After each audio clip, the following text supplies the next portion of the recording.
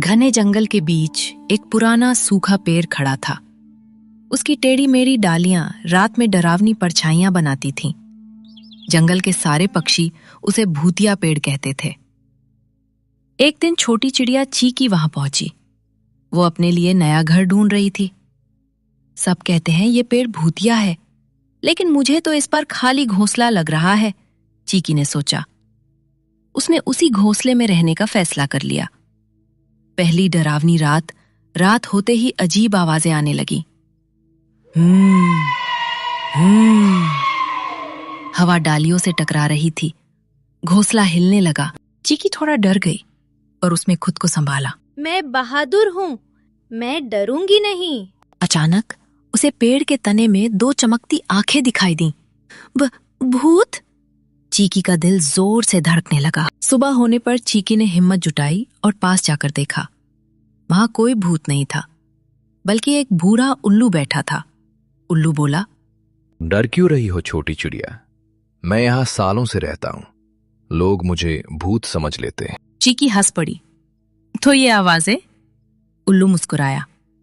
हवा जब सूखी डालियों से टकराती है तो ऐसी आवाजें बनती हैं। चीकी बहुत खुश थी। वो अपनी सहेली मैकी से मिलने उसके घर गई।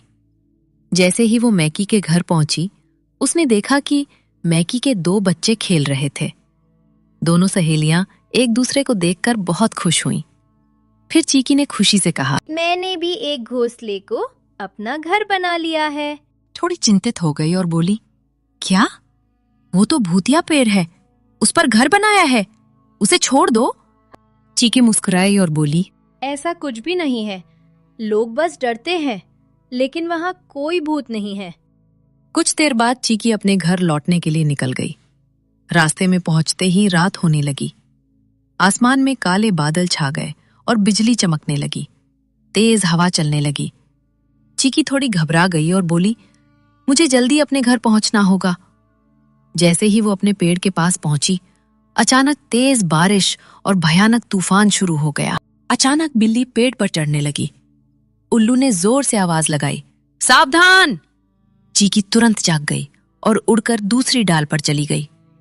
उल्लू ने अपने बड़े पंख फैलाए और तेज आवाज में हूटिंग की। बिल्ली डरकर नीचे कूद गई और भाग गई।